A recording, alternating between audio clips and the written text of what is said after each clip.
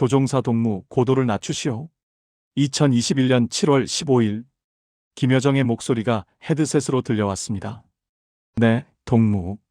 고도 300m로 낮추겠습니다. 저는 조종관을 당겼습니다. 헬리콥터가 천천히 하강했습니다.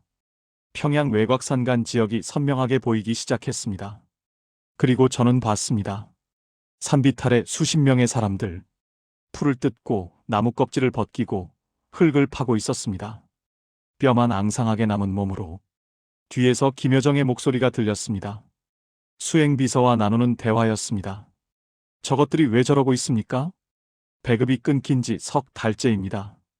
풀뿌리로 연명하고 있습니다. 생산성도 없는 것들이. 다시 고도 올리시오. 불쾌하군요. 저는 얼어붙었습니다.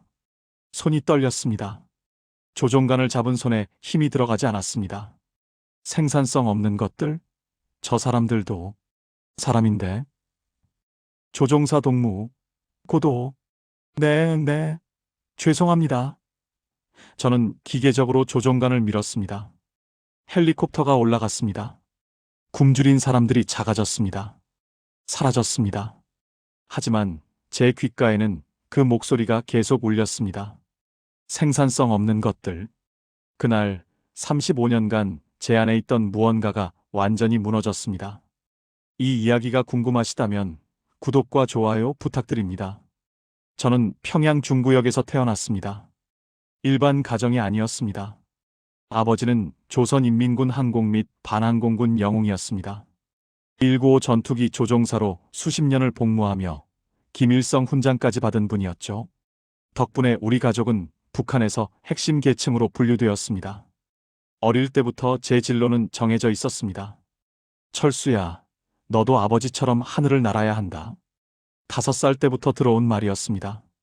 저는 의심 없이 그 길을 따랐습니다. 만경대혁명학원에 입학했고 16살에 조선인민군 항공대학에 들어갔습니다. 훈련은 가혹했습니다. 새벽 5시 기상, 밤 11시 취침.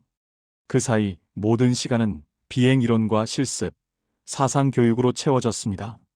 위대하신 수령님의 전사가 되려면 강철 같은 의지가 필요하다는 말을 매일 들었습니다. 저는 그 말을 믿었습니다. 2006년 23살에 저는 정식 조종사가 되었습니다. 처음 배정받은 기종은 Mi-2 소형 헬리콥터였습니다.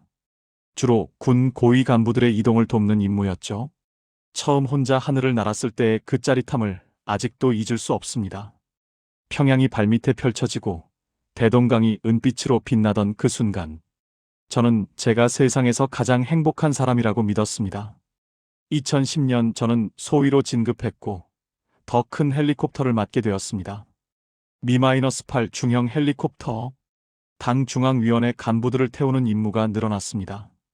그러면서 자연스럽게 특권의 세계를 엿보기 시작했습니다. 평양 창광거리에 있는 특수상점. 일반 주민들은 출입조차 할 수 없는 곳이었습니다. 저는 조종사 신분증 하나로 그곳을 자유롭게 드나들 수 있었습니다. 진열대에는 중국산 과자, 일본산 위스키, 남한산 라면까지 있었습니다. 가격표가 달러로 표시되어 있었죠. 저는 한 달에 $100 정도를 특별 배급으로 받았습니다. 그 돈으로 외제 담배를 사고 가끔 초콜릿도 샀습니다. 집에 돌아가면 아내가 시장에서 사온 옥수수 죽을 끓이고 있었습니다. 당신은 좋은 음식 먹으니까 괜찮지만 우리는 이것도 감사해야 해요. 아내의 말에 저는 불편함을 느꼈습니다. 하지만 곧 그 감정을 억눌렀습니다. 내가 열심히 일한 대가다. 당연한 거다. 2015년 저는 대위로 진급했습니다. 그리고 운명의 전환점이 왔습니다. 김여정 비서실에서 전속 조종사를 선발한다는 지시가 내려왔습니다. 전국에서 가장 우수한 조종사 10명이 심사를 받았고 최종적으로 3명이 선발되었습니다. 저는 그 중 한 명이었습니다. 리철수 동무, 당신은 이제 최고 영도자, 가족을 모시는 영광을 얻었습니다. 당과 수령에 대한 충성심을 하늘에서 증명하시오. 인민보안성 간부가 차갑게 말했습니다. 그 순간 저는 가슴이 터질 듯 벅차올랐습니다. 동시에 알 수 없는 무게감이 어깨를 짓눌렀습니다. 2018년 3월 저는 처음으로 김여정을 태웠습니다. 평양에서 원산까지 약 1시간 30분의 비행이었습니다. 그녀는 뒷좌석에 앉아 내내 태블릿을 들여다보며 무언가를 읽고 있었습니다. 단 한마디도 하지 않았습니다. 저는 긴장한 나머지 손에 땀이 가득 찼습니다. 착륙 후 수행원이 제게 다가왔습니다. 조종이 안정적이었습니다. 앞으로도 계속 맡기겠습니다. 그 말이 칭찬인지 경고인지 구분할 수 없었습니다. 아마 둘 다였을 것입니다. 그렇게 저는 김여정의 전속 조종사가 되었습니다. 일주일에 두세 번 그녀를 태우고 평양과 지방을 오갔습니다. 원산, 삼지연, 평성, 개성, 때로는 비밀스러운 군사시설로 날아가기도 했습니다. 목적지를 미리 알려주지 않는 경우가 많았습니다. 이륙 직전에 좌표만 주어졌죠. 저는 북한에서 가장 특권적인 위치에 있었습니다. 하지만 동시에 가장 감시받는 위치이기도 했습니다. 국가보위성 요원들이 제 주변을 맴돌았습니다. 전화는 도청되고 행동은 기록되고 만나는 사람마다 보고되었습니다. 자유로운 특권이란 존재하지 않았습니다. 그때까지 저는 몰랐습니다. 제가 누리는 특권의 토대 위에 얼마나 많은 사람들의 고통이 깔려 있는지, 그리고 그 진실을 마주하는 순간이 곧 다가오고 있다는 것을. 2018년부터 2021년까지 저는 약 3년 동안 김여정의 전속 조종사로 일했습니다. 그 시간 동안 저는 북한 최고 권력층의 세계를 누구보다 가까이에서 목격했습니다. 매주 월요일 아침 8시, 저는 순안공항 특별경납고로 출근했습니다. 일반 군용 경납고와는 완전히 달랐습니다. 바닥은 반짝반짝 윤이 났고 헬리콥터는 먼지 하나 없이 깨끗했습니다. 전담 정비팀이 30명이나 있었죠. 그들은 새벽 5시부터 나와서 기체를 점검했습니다. 리철수 동무, 오늘 오전 10시 출발입니다. 목적지는 이륙 30분 전에 통보하겠습니다.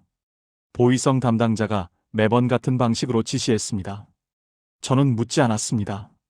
물어서도 안 되고 알아서도 안 되는 것들이 너무 많았으니까요. 비행 중에는 철저히 침묵을 지켰습니다.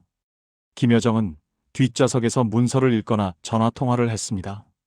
가끔 수행비서와 낮은 목소리로 대화했지만 저는 듣지 않으려 애썼습니다. 헤드셋에서 들리는 엔진 소음에만 집중했습니다. 듣지 말아야 할 것을 들으면 어떤 일이 벌어지는지 알고 있었으니까요. 2019년 2월 베트남 하노이로 가는 특별기 수행 임무를 받았습니다. 미북 정상회담 수행팀의 일원으로 선발된 것이었습니다. 북한을 떠나 외국 땅을 밟는 것은 제 인생에서 처음이었습니다. 하노이 공항에 내렸을 때 저는 충격을 받았습니다. 베트남은 우리와 같은 사회주의 국가라고 배웠습니다. 하지만 공항은 평양보다 훨씬 현대적이었고 거리에는 차들이 넘쳐났습니다. 사람들은 자유롭게 걸어다니며 웃고 있었습니다. 호텔방에서 몰래 텔레비전을 켰습니다. CNN이 나왔습니다. 금지된 채널이었지만 해외에서는 통제가 느슨했습니다. 화면에서는 전 세계 뉴스가 쏟아져 나왔습니다. 저는 새벽 4시까지 그 화면을 멍하니 바라봤습니다. 세상이 이렇게 넓구나. 우리가 알던 세상은 이렇게 작았구나. 하지만 다음 날 아침 보위성 요원이 제 방문을 두드렸습니다. 리철수 동무, 어젯밤 텔레비전 시청 기록이 있습니다. 귀국 후 자아 비판서를 제출하시오. 그는 웃으며 말했지만 그 웃음은 얼음보다 차갑했습니다. 저는 등골이 오싹해졌습니다. 호텔 방까지 감시당하고 있었던 것입니다. 평양으로 돌아온 후 저는 당생활 총화에서 자아 비판을 했습니다. 제국주의 방송에 현혹될 뻔한 저의 사상적 해이를 깊이 반성합니다. 위대한 수령님의 은혜로 사는 우리 조국이 가장 위대합니다. 제 입에서 나오는 말이 믿기지 않았습니다. 하지만 모두가 고개를 끄덕였습니다. 그들도 같은 거짓말을 반복하며 살아왔을 테니까요. 2020년 코로나가 터졌습니다. 국경이 완전히 봉쇄되었고 평양조차 외부와의 교류가 끊겼습니다. 제 비행 횟수는 오히려 늘어났습니다. 김여정이 지방 시차를 자주 나갔기 때문입니다. 5월 어느 날 함경북도 청진으로 가는 임무를 받았습니다. 청진 상공에 접근하자 저는 믿을 수 없는 광경을 봤습니다. 도시 외곽 산비탈에 사람들이 줄지어 있었습니다. 수백 명은 되어 보였습니다.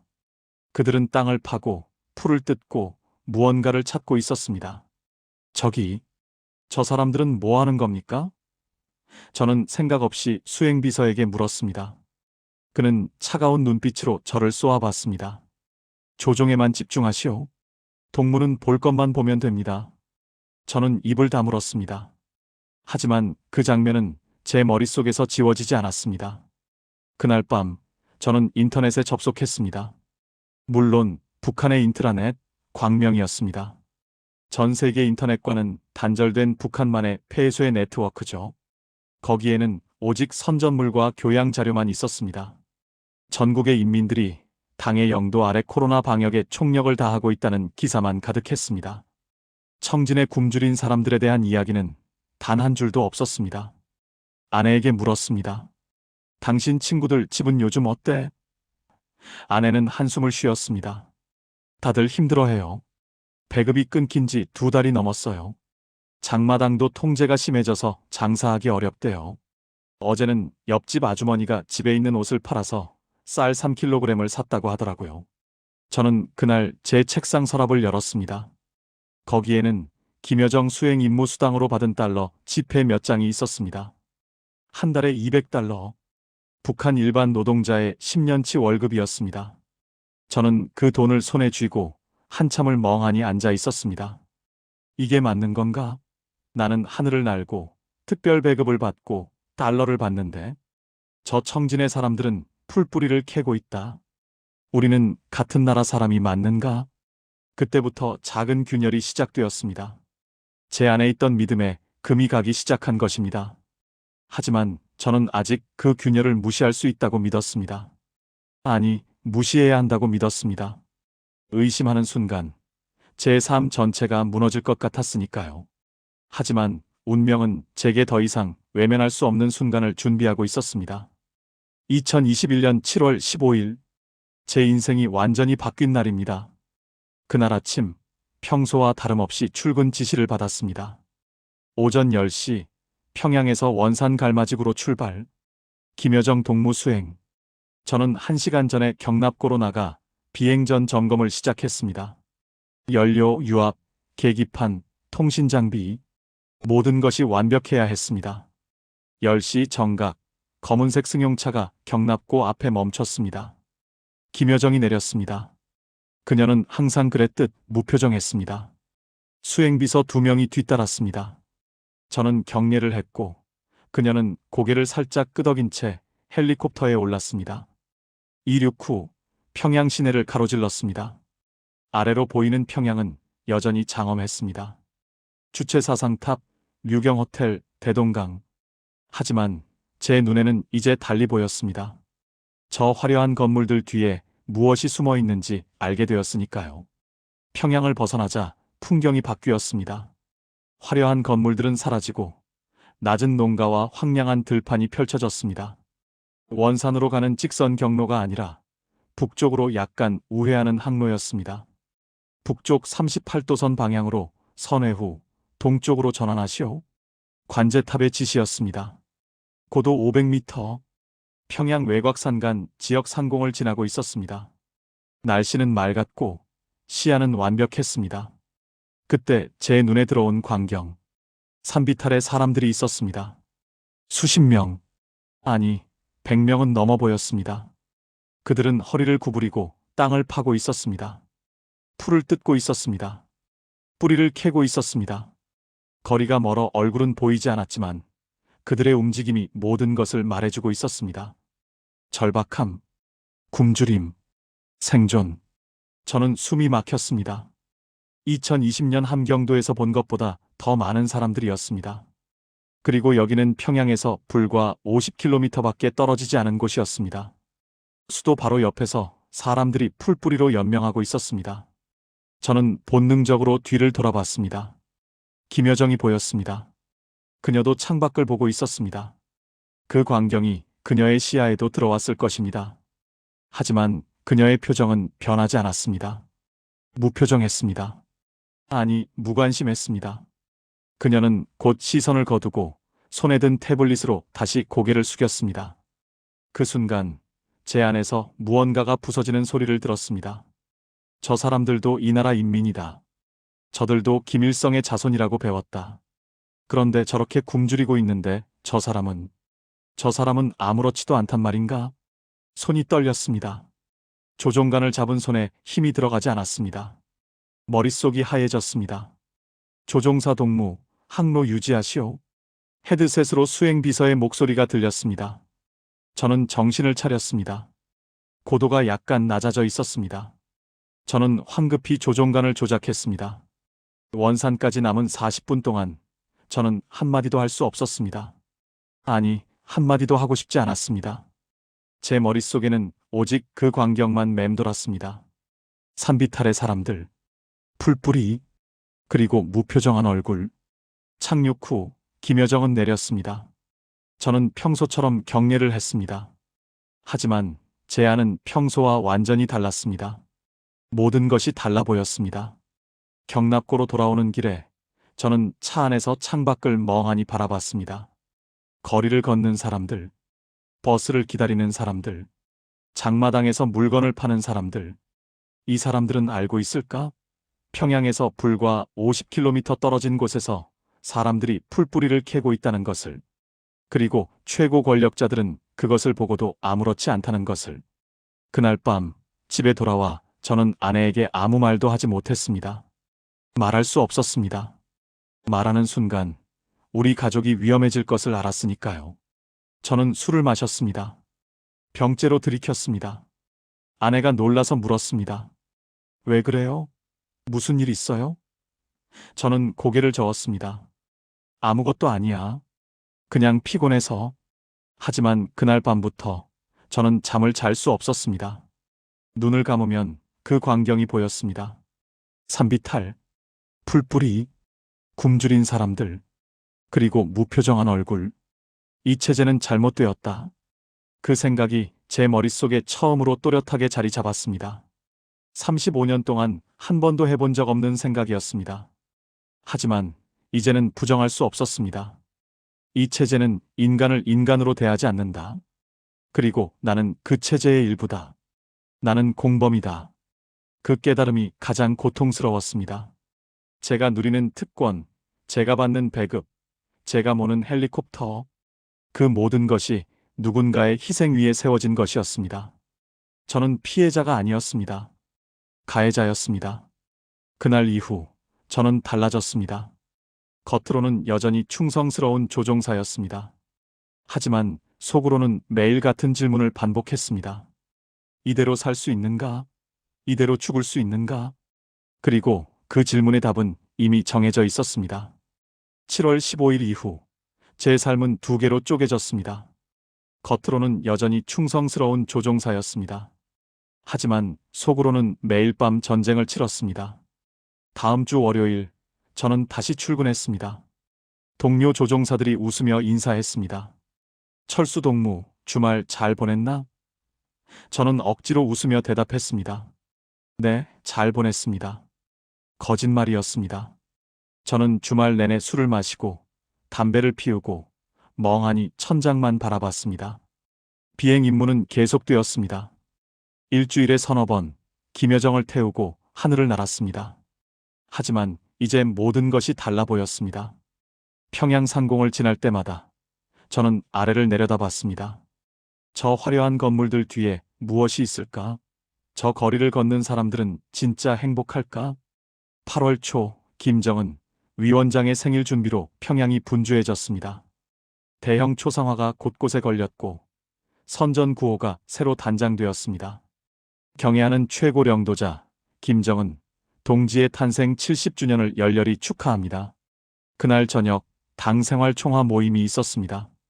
한 달에 한 번 조종사들이 모여 자아 비판과 동료 비판을 하는 자리였습니다. 저는 앞줄에 앉아 있었습니다. 동무들, 이번 달에는 모두 헌신적으로 복무했습니다. 특히 리철수 동무는 김여정 동무를 15회 수행하며 완벽한 비행을 보여주었습니다. 박수 부탁합니다. 정치위원이 말했습니다. 박수가 터졌습니다. 저는 일어나 고개를 숙였습니다. 모두 당과 수령님의 은혜입니다. 하지만 그 순간 제 입에서 나오는 말이 역겨웠습니다. 제가 제 자신을 속이고 있다는 것을 알았습니다. 박수 소리가 귓가에서 울렸습니다. 저는 어지러웠습니다. 회의가 끝나고 집으로 돌아오는 길, 저는 대동강변을 걸었습니다. 여름밤이었지만 공기는 무거웠습니다. 강변에는 몇몇 사람들이 산책하고 있었습니다. 그들은 웃고 있었습니다. 하지만 그 웃음이 진짜일까? 저는 확신할 수 없었습니다. 아내가 기다리고 있었습니다. 저녁 식사가 차려져 있었습니다. 쌀밥에 김치찌개, 생선구이. 북한에서는 특권층만 먹을 수 있는 식사였습니다. 저는 숟가락을 들었지만 넘어가지 않았습니다. 왜 안 먹어요? 맛이 없어요? 아내가 걱정스럽게 물었습니다. 저는 고개를 저었습니다.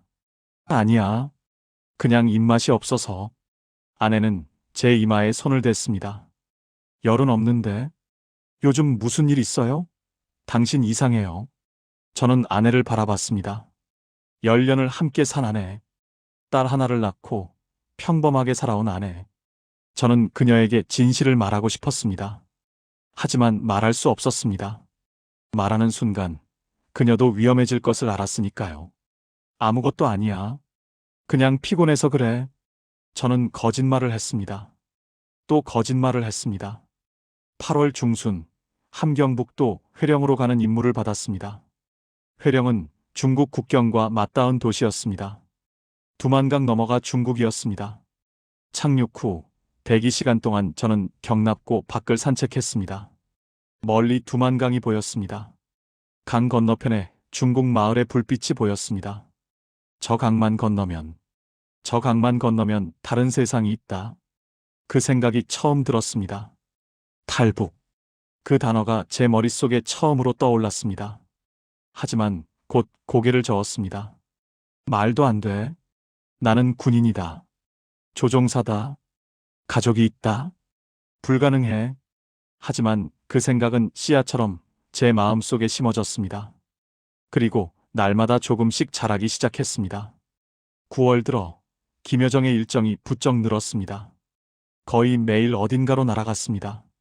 군부대, 공장, 농장. 그녀는 시차를 다니며 지시를 내렸습니다. 생산량을 30% 늘려야 합니다. 당의 결정입니다. 공장 지배인들은 고개를 숙였습니다. 네, 반드시 완수하겠습니다.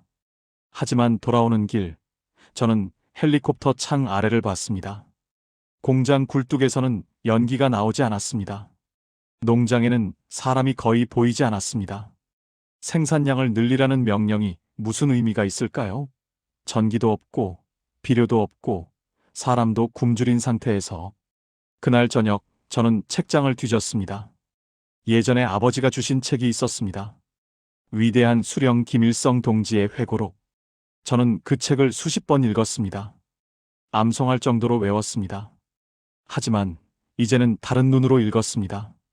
인민을 위해 복무하는 것이 당의 사명이다. 김일성의 말이었습니다. 저는 책을 덮었습니다. 인민을 위해? 그럼 산비탈에서 풀뿌리를 캐는 저 사람들은? 그들도 인민 아닌가? 시간이 갈수록 제 내면의 균열은 깊어졌습니다. 낮에는 충성스러운 조종사로 살았습니다. 밤에는 체제를 의심하는 배신자로 살았습니다. 저는 이중 생활을 했습니다. 그리고 그것은 저를 미치게 만들었습니다. 9월 말, 저는 결심했습니다. 이대로는 못 산다. 뭔가 해야 한다. 하지만 무엇을 해야 할지 몰랐습니다. 탈북? 어떻게? 조종사인 저는 24시간 감시받고 있었습니다. 가족은? 딸은? 모든 것이 불가능해 보였습니다. 하지만 그때 저는 몰랐습니다. 운명이 저에게 마지막 선택의 순간을 곧 가져다 줄 것이라는 것을. 그리고 그 선택이 제 인생을 완전히 바꿀 것이라는 것을. 2021년 10월 북한의 초겨울이 찾아왔습니다. 평양 거리에 나뭇잎이 떨어지고 아침 공기가 차가워졌습니다. 그리고 저는 여전히 하늘을 날고 있었습니다. 10월 5일 김여정을 태우고 평안남도 안주로 갔습니다. 안주 인근 군부대를 시찰하는 일정이었습니다. 비행 중 저는 백미러로 그녀를 보았습니다. 그녀는 서류를 읽으며 가끔 펜으로 무언가를 표시했습니다. 차갑고 효율적인 모습이었습니다. 이 사람은 무슨 생각을 할까? 저 서류에는 무엇이 적혀 있을까? 인민의 삶? 아니면 권력 유지 계획? 착륙 후 군부대 사령관이 영접했습니다. 동무들의 충성심에 감사드립니다. 하지만 훈련 강도가 부족합니다. 2배로 늘리십시오. 김여정의 말이었습니다. 사령관은 고개를 숙였습니다. 네, 명심하겠습니다. 저는 멀리서 그 장면을 봤습니다. 군인들은 이미 비쩍 말라 있었습니다. 배급이 제대로 나오지 않는다는 소문을 들었습니다. 훈련을 2배로 늘리면 어떻게 될까요? 더 많은 사람이 쓰러질 것입니다.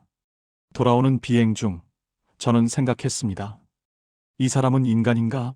아니면 기계인가? 감정이 있기는 한가? 10월 12일 특별 지시가 내려왔습니다. 원산 갈마지구 호화빌라 단지 시찰. 최고 보안 임무. 저는 그날 아침부터 긴장했습니다. 최고 보안 임무라는 것은 김정은 위원장과 관련된 일이라는 뜻이었습니다. 원산에 도착하자 놀라운 광경이 펼쳐졌습니다. 해변에 초호화 빌라들이 줄지어 있었습니다. 수영장, 테니스장, 전용 부두까지. 북한에 이런 곳이 있다는 것이 믿기지 않았습니다. 김여정은 내려서 1시간 동안 시찰했습니다. 저는 헬리콥터 옆에서 대기했습니다. 수행원 한 명이 제게 다가왔습니다. 조종사 동무, 담배 한 대 피우시겠습니까? 그는 외제 담배를 내밀었습니다. 말보로였습니다. 이 빌라들은 누가 쓰는 겁니까? 저는 조심스럽게 물었습니다. 그는 웃었습니다. 당 간부들이지. 휴양차 오는 거야.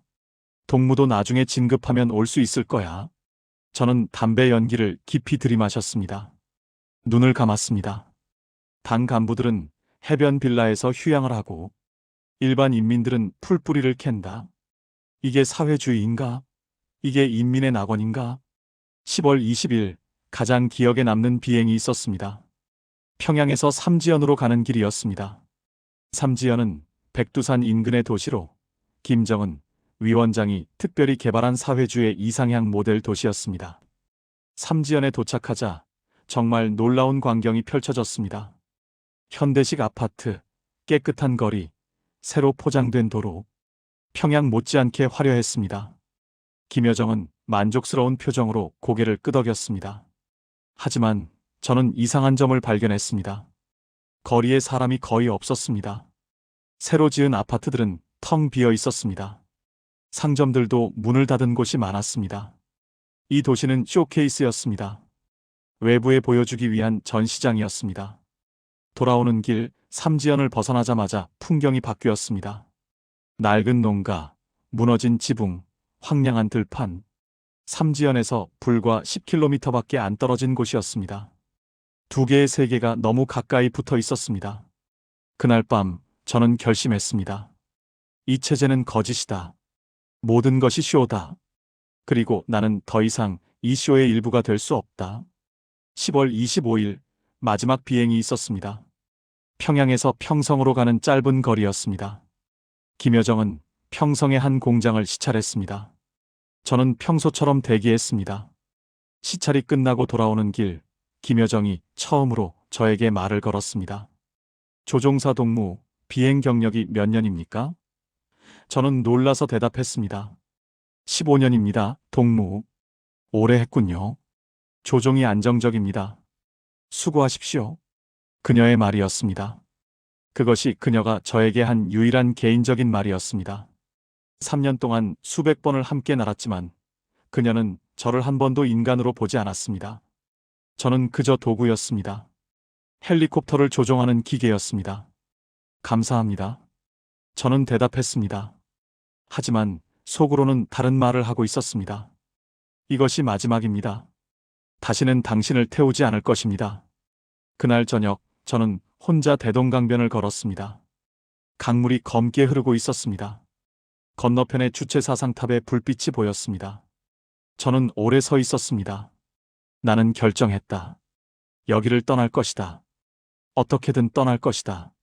죽더라도 자유롭게 죽겠다. 그 순간부터 저는 더 이상 조선인민군 소좌 이철수가 아니었습니다. 저는 탈북을 꿈꾸는 한 명의 인간이었습니다. 그리고 그 꿈을 실현하기 위한 준비를 시작해야 했습니다. 하지만 어떻게? 가장 감시받는 위치에 있는 조종사가, 가족이 있는 사람이 어떻게 탈북할 수 있을까? 저는 답을 몰랐습니다. 하지만 답을 찾아야만 했습니다. 10월 28일, 저는 행동을 시작했습니다. 먼저 정보가 필요했습니다. 탈북은 어떻게 하는 것인가? 어디로 가야 하는가? 누구에게 도움을 받아야 하는가? 하지만 이런 정보를 구하는 것 자체가 위험했습니다. 누군가에게 물어보는 순간 신고당할 수 있었습니다. 저는 조심스럽게 시작했습니다. 옥류관에 자주 갔습니다. 옥류관은 평양의 유명한 냉면집이었습니다. 하지만 저는 냉면보다 다른 것에 관심이 있었습니다. 그곳에는 장사꾼들이 모였습니다. 중국과 거래하는 사람들, 밀수를 하는 사람들, 뇌물로 먹고 사는 사람들. 저는 혼자 구석자리에 앉아 주변을 관찰했습니다.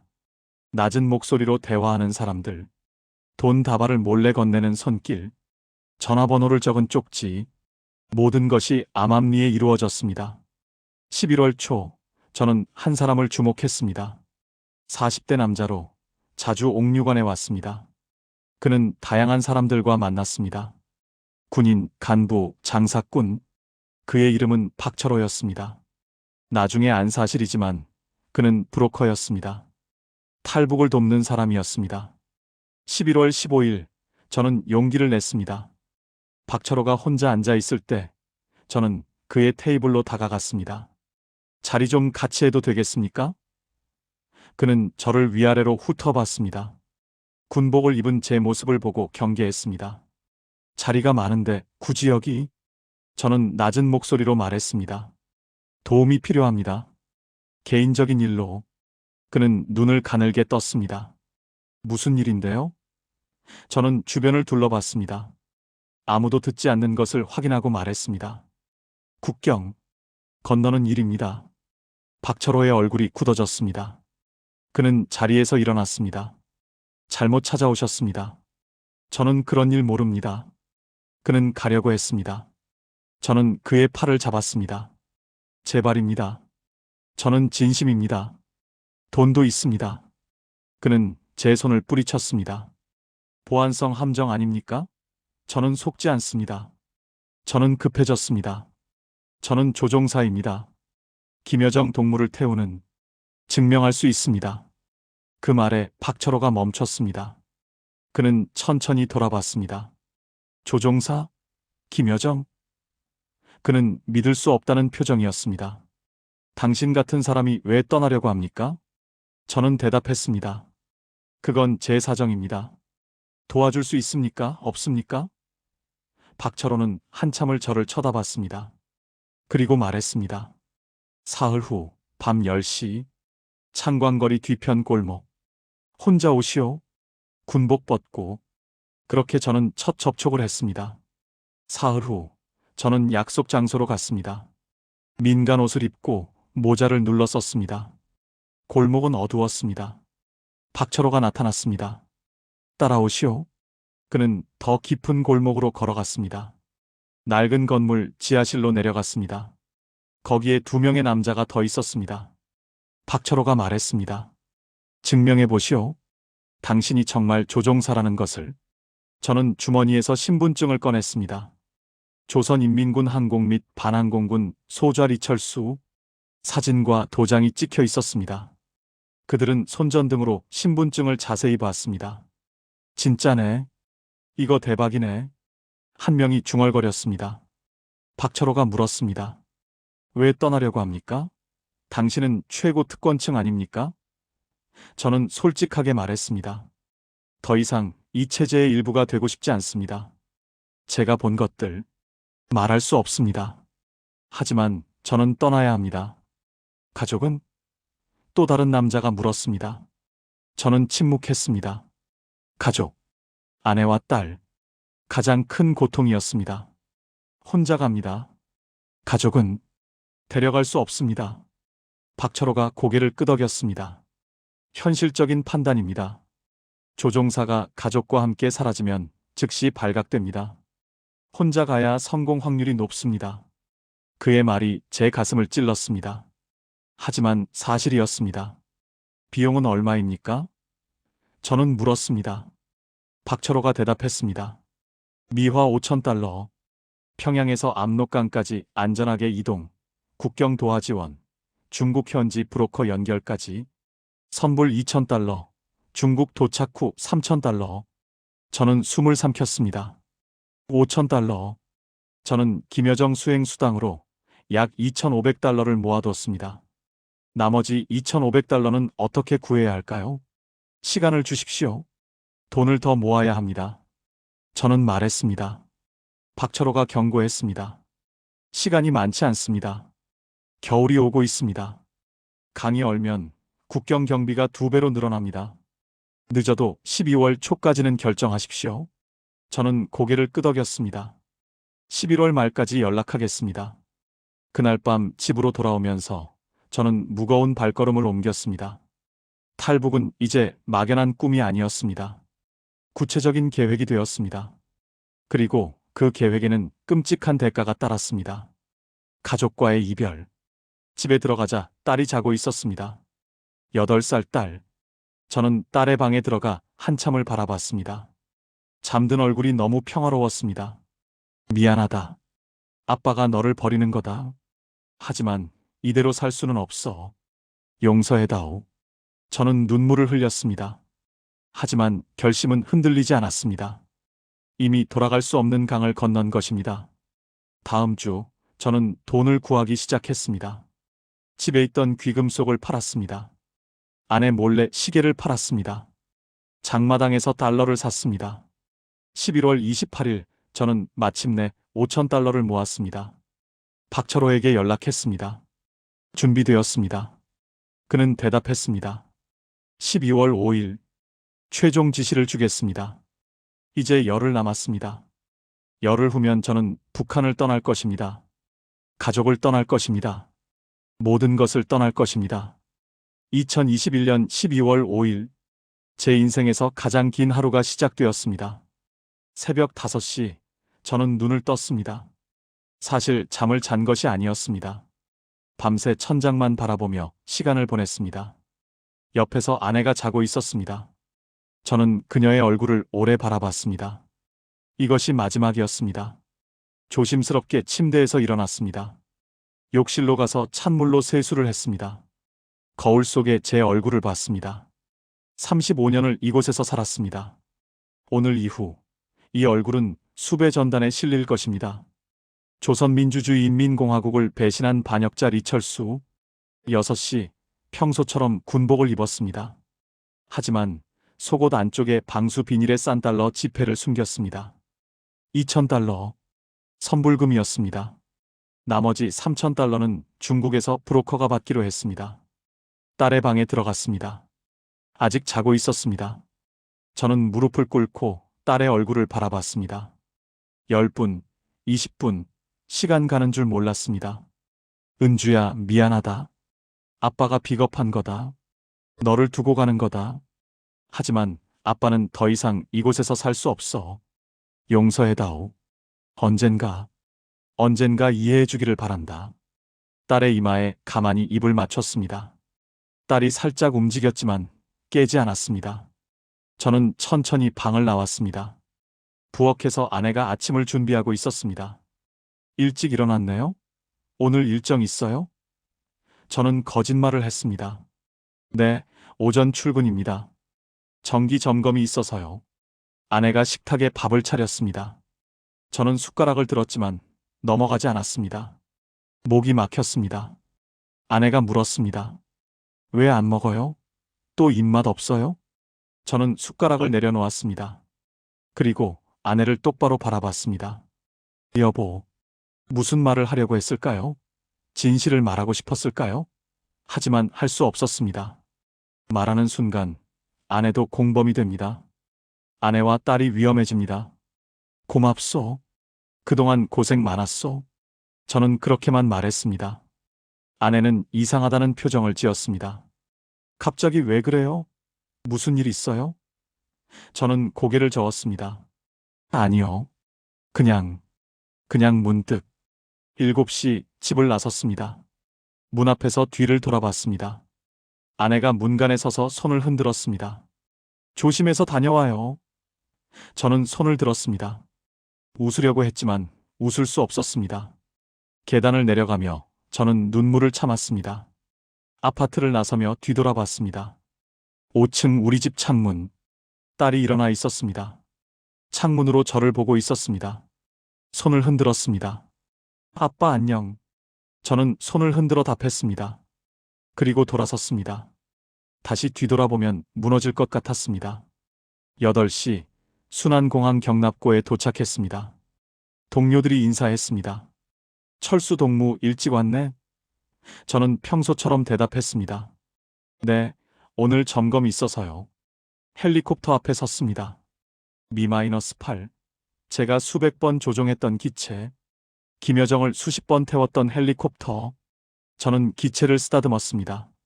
안녕. 고마웠어. 정비병이 다가왔습니다. 동무, 오늘은 비행 일정 없는데요? 저는 대답했습니다. 알아요. 개인적으로 점검하려고요. 저녁에 특별 임무가 있을 수도 있다고 해서. 그날 하루 저는 평소처럼 행동했습니다. 동료들과 점심을 먹었습니다. 농담을 주고받았습니다. 웃었습니다. 모든 것이 연기였습니다. 하지만 완벽한 연기였습니다. 오후 3시 화장실에서 박철호에게서 온 쪽지를 확인했습니다. 어제 몰래 받은 것이었습니다. 12월 5일 오후 6시 대동강 철교 남단. 검은 모자 쓴 사람이 기다림. 암호 담배 있습니까? 응답 성냥은 있습니다. 저는 쪽지를 찢어 변기에 흘려보냈습니다. 이제 3시간 남았습니다. 오후 5시 퇴근 시간이었습니다. 저는 평소보다 일찍 나왔습니다. 먼저 갑니다. 내일 봅시다. 동료들에게 인사했습니다. 그래, 내일 보자. 그들은 모르고 있었습니다. 내일은 없다는 것을. 버스를 타고 평양 시내로 들어갔습니다. 창밖으로 익숙한 거리가 지나갔습니다.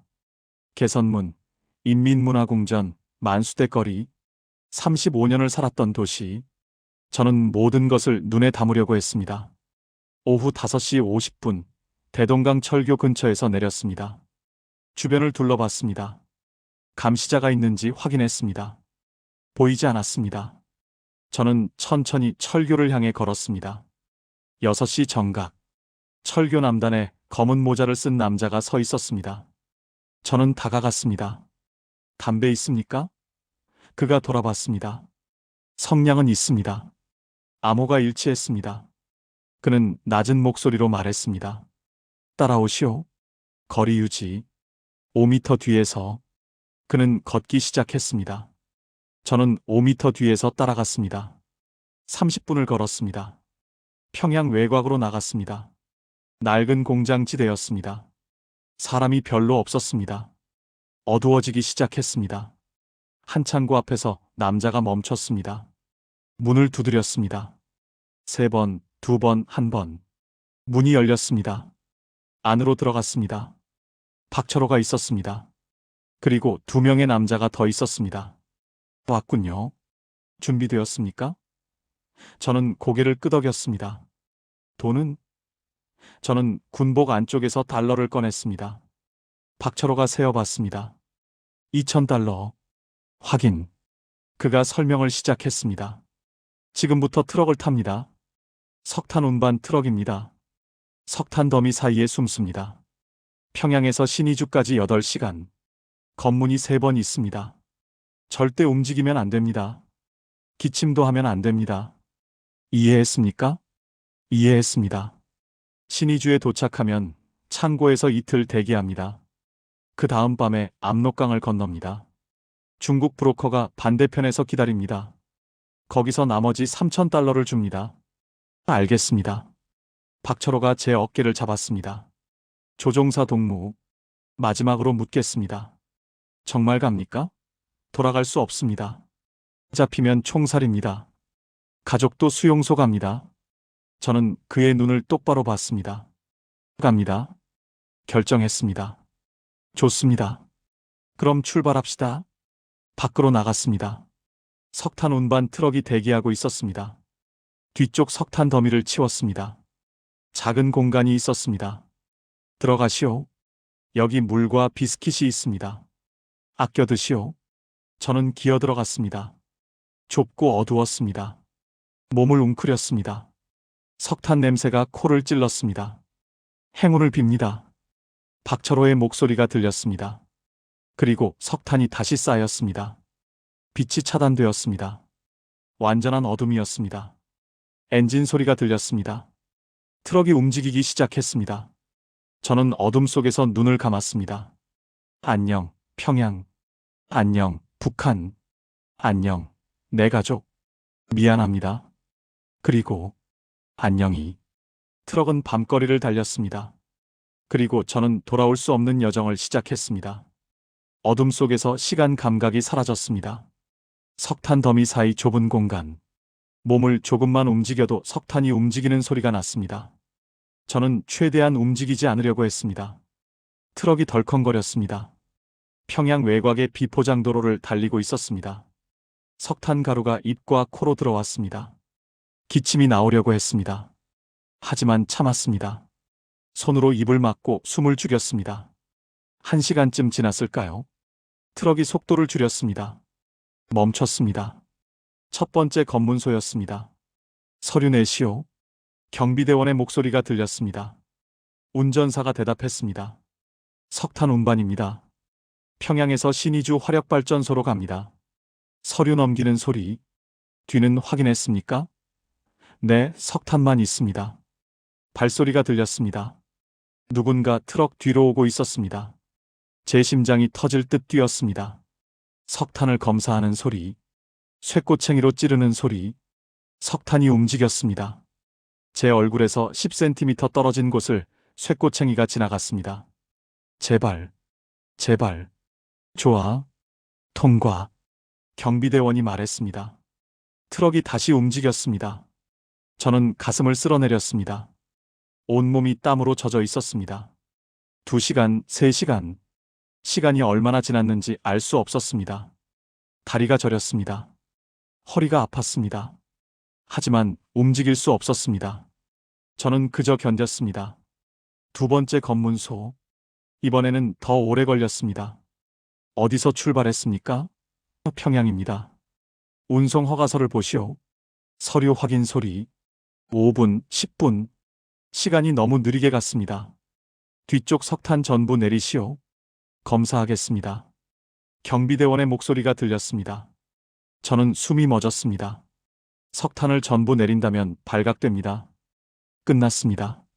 동무 시간이 없습니다. 발전소에 새벽까지 도착해야 합니다. 늦으면 제가 처벌받습니다. 운전사가 애원했습니다. 규정입니다. 무작위 검사 대상으로 선정되었습니다. 저는 머릿속이 하얘졌습니다. 여기서 끝나는가? 아직 평양도 못 벗어났는데? 그때 다른 목소리가 들렸습니다. 야, 이거 평양 출발 화물이잖아. 평양은 이미 검사 끝났어. 시간 낭비하지 말고 빨리 보내. 상급자로 보이는 목소리였습니다. 하지만 규정 때문에 발전소 가동 못하면 내가 책임질 거야? 침묵. 그리고 마지못해 하는 목소리. 통과. 트럭이 다시 출발했습니다. 저는 어둠 속에서 눈물을 흘렸습니다. 안도의 눈물이었습니다. 4시간쯤 지났을까요? 몸이 감각이 없었습니다. 다리를 움직이려고 했지만 움직이지 않았습니다. 목이 바짝 말랐습니다. 브로커가 준 물병을 더듬어 찾았습니다. 조심스럽게 마셨습니다. 물이 목구멍을 타고 내려갔습니다. 살아있다는 느낌이었습니다. 세 번째 검문소. 이번에는 간단했습니다. 통과. 단 1분 만에 끝났습니다. 트럭이 계속 달렸습니다. 5시간, 6시간. 제 의식이 흐릿해졌습니다. 정신을 잃을 것 같았습니다. 깨어 있어야 한다. 여기서 죽으면 안 된다. 7시간쯤 트럭이 속도를 줄였습니다. 도시에 들어선 것 같았습니다. 정지와 출발을 반복했습니다. 신의주였습니다. 마침내 트럭이 완전히 멈췄습니다. 엔진이 꺼졌습니다. 발소리, 석탄을 치우는 소리, 빛이 들어왔습니다. 저는 눈을 감았습니다. 너무 밝았습니다. 나오시오. 낯선 남자의 목소리였습니다. 저는 움직이려고 했지만 몸이 움직이지 않았습니다. 다리가 완전히 굳어 있었습니다. 남자 두 명이 저를 끌어냈습니다. 바닥에 쓰러졌습니다. 온몸이 석탄 가루로 새까맣게 변해 있었습니다. 숨을 크게 들이마셨습니다. 신선한 공기가 폐로 들어왔습니다. 일어나시오. 여기 오래 있으면 안 됩니다. 남자가 제 팔을 잡아 일으켰습니다. 저는 비틀거리며 일어났습니다. 주변을 봤습니다. 낡은 창고였습니다. 창문은 판자로 막혀 있었습니다. 여기서 이틀 숨어 계십시오. 음식과 물은 하루에 2번 가져옵니다. 절대 밖으로 나가면 안 됩니다. 소리도 내면 안 됩니다. 이해했습니까? 저는 고개를 끄덕였습니다. 남자들이 나갔습니다. 문이 잠겼습니다. 저는 혼자 남았습니다. 창고 구석에 낡은 담요가 있었습니다. 저는 그 위에 쓰러졌습니다. 온몸이 아팠습니다. 근육이 경련을 일으켰습니다. 하지만 살아 있었습니다. 평양에서 신의주까지 8시간의 지옥을 견뎌냈습니다. 창틈으로 희미한 달빛이 들어왔습니다. 저는 그 빛을 바라봤습니다. 여기가 신의주였습니다. 중국 국경에서 불과 몇 킬로미터, 압록강 건너가 자유였습니다.